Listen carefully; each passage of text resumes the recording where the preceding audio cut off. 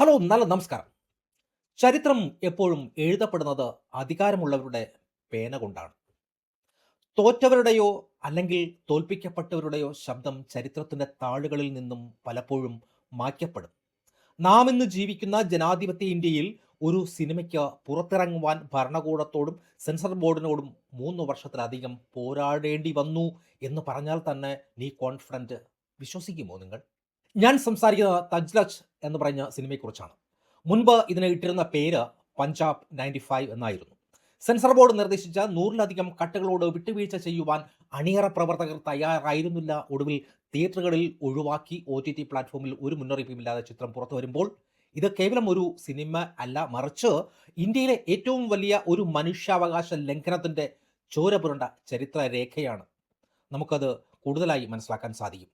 എന്താണ് ഈ സിനിമയുടെ പശ്ചാത്തലം? 1980-90 കാലഘട്ടത്തിൽ പഞ്ചാബിൽ തീവ്രവാദം കത്തിപ്പടർന്നപ്പോൾ അത് അടിച്ചമർത്തപ്പെടാൻ ഭരണകൂടം പോലീസിന് അമിതമായിട്ട് അധികാരം നൽകി. നിയമം കയ്യിലെടുക്കുവാനുള്ള ലൈസൻസ്. എന്നാൽ ഈ അധികാരം ചില ഉദ്യോഗസ്ഥരുടെ പ്രമോഷനും വ്യക്തിപരമായിട്ടുള്ള നേട്ടങ്ങൾക്കുമായി ദുരുപയോഗം ചെയ്യുവാൻ തുടങ്ങി. നിങ്ങളൊന്ന് ആലോചിച്ച് നോക്കൂ. നിങ്ങളുടെ വീട്ടിൽ നിന്നും ഒരു ദിവസം ഒരു കാരണവുമില്ലാതെ പോലീസ് ഒരാളെ പിടിച്ചുകൊണ്ടു പോകുന്നു. പിന്നീട് അയാളെക്കുറിച്ച് ഒരു വിവരവുമില്ല. അമൃതസറിലെ വെറും 3 ശ്മശാനങ്ങളിൽ മാത്രം 25,000-ഓളം യുവാക്കളുടെ മൃതദേഹങ്ങളാണ് പോലീസ് അജ്ഞാത മൃതദേഹങ്ങൾ എന്ന് രേഖപ്പെടുത്തി രഹസ്യമായി ദഹിപ്പിച്ചത്.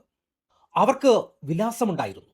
അവരെ കാത്തിരിക്കുവാൻ വേണ്ടി അമ്മയുണ്ടായിരുന്നു, സഹോദരിയുണ്ടായിരുന്നു, ഭാര്യയുണ്ടായിരുന്നു, അച്ഛനുണ്ടായിരുന്നു. ആ ക്രൂരത ലോകത്തോട് തുറന്നു കാട്ടിയ സാധാരണക്കാരനായിട്ടുള്ള ഒരു ബാങ്ക് ജീവനക്കാരൻ, ഭായ് ജസ്വന്ത് സിംഗ് ഖൽക്കാറ. ആ മനുഷ്യന്റെ ധീരമായിട്ടുള്ള പോരാട്ടവും ഒടുവിൽ ഭരണകൂടം അദ്ദേഹത്തെ നിശബ്ദനാക്കിയതുമാണ് ഈ സിനിമയുടെ ആദ്യ പകുതി എന്ന് പറയുന്നത്. പക്ഷേ ഖണി ഹെഡ്രാൻ എന്ന് പറയുന്ന സംവിധായകൻ ഈ ചിത്രത്തെ വെറുമൊരു ജീവചരിത്ര സിനിമയാക്കി മാറ്റിയില്ല. അവിടെയാണ് ഈ സിനിമയുടെ വിജയം. ചിത്രത്തിന്റെ രണ്ടാം പകുതി ഫോക്കസ് മൊത്തത്തിൽ മാറുകയാണ്. ഖൽഖാറയുടെ തിരോധാനത്തിന് ശേഷം പൊതുജന രോക്ഷം ശക്തമാവുകയും കേസ് CBI അന്വേഷണത്തിലേക്ക് നീങ്ങുകയും ചെയ്യുകയാണ്.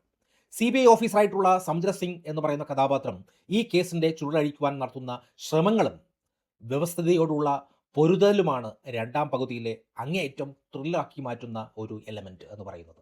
അഭിനയത്തിന്റെ കാര്യത്തെക്കുറിച്ചുകൂടി പറയുമ്പോൾ മാത്രമാണ് ഈ റിവ്യൂ പൂർണ്ണമാകുക. ദിൽജിത്ത് ദേശാഞ്ച്, നമ്മൾ കണ്ട് ചിരിപ്പിച്ചുല്ലസിച്ച് നടക്കുന്ന കോമഡി താരം ദിൽജിത്ത് അല്ല ഈ സിനിമയിലുള്ളത്.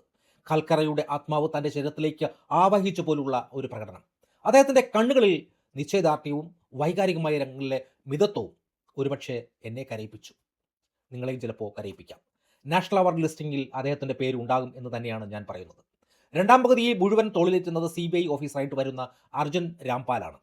ഒരു കണിശക്കാരനായിട്ടുള്ള ഉദ്യോഗസ്ഥൻ്റെ ഗൗരവം അദ്ദേഹം മികച്ച രീതിയിൽ സ്ക്രീനിൽ എത്തിച്ചു എന്ന് തന്നെ പറയാം.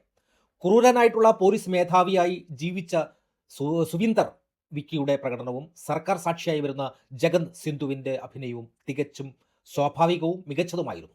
കാസ്റ്റിംഗ് ഡയറക്ടർ കൂടിയായിട്ടുള്ള സംവിധായകൻ്റെ മികവ് ചിത്രത്തിലെ ഓരോ ചെറിയ ജൂനിയർ ആർട്ടിസ്റ്റുകളുടെ മുഖത്തും കാണുവാൻ കഴിയുന്നുണ്ട് എന്നുള്ളതാണ് വലിയൊരു സത്യമായിട്ടുള്ള അഭിനയത്തിൻ്റെ കാര്യത്തിൽ വളരെ മികച്ചതാണ് എന്ന് തന്നെ പറയാം. സാങ്കേതികമായി ഈ സിനിമ ഒരു വലിയ മാസ്റ്റർ പീസാണ്.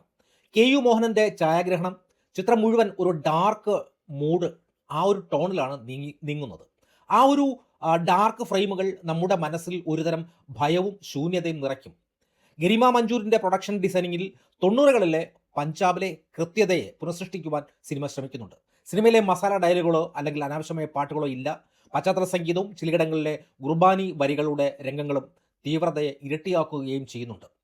തീർച്ചയായും ചില രാഷ്ട്രീയ വിമർശനങ്ങൾ ഈ സിനിമ നേരിടുന്നുണ്ട്.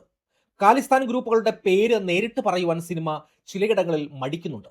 പകരം ഹഡ്കു എന്നാണ് പൊതുവായി ഉപയോഗിച്ചിരിക്കുന്നത്.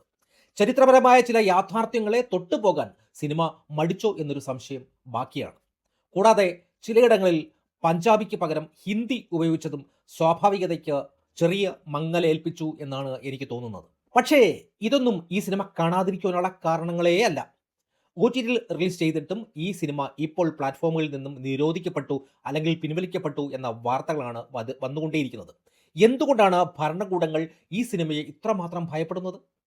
കാരണം സത്യം എപ്പോഴും ഭയപ്പെടുത്തുന്നതാണ്. അത് വിളിച്ചു പറയുന്നവർ ധീരന്മാർ മാത്രമേ അവർക്ക് മാത്രമേ ഇത് വിളിച്ചു പറയാൻ സാധിക്കുള്ളൂ. വെറുമൊരു വിനോദ ചിത്രമല്ല, അതൊരു ചരിത്ര പാഠമാണ്. നിങ്ങളുടെ സിനിമാ ലിസ്റ്റിൽ ഈ ചിത്രം എവിടെയെങ്കിലും ലഭ്യമാണെങ്കിൽ ദയവായി അത് കാണുക. ചരിത്രം നമ്മളിൽ നിന്നും ഒളിച്ചുവച്ച സത്യങ്ങൾ എന്താണെന്ന് നിങ്ങളുടെ കണ്ണുകൾ കൊണ്ട് തന്നെ കാണാൻ ശ്രമിക്കുക. ഭരണകൂടത്തിന് നേരെ വീണ ഒരു കരിനിഴൽ അധികാരവർഗം ഭയപ്പെടുന്നു. സത് ശ്രീ അകാൽ. സത്യം എപ്പോഴും ജയിക്കട്ടെ. Thank U.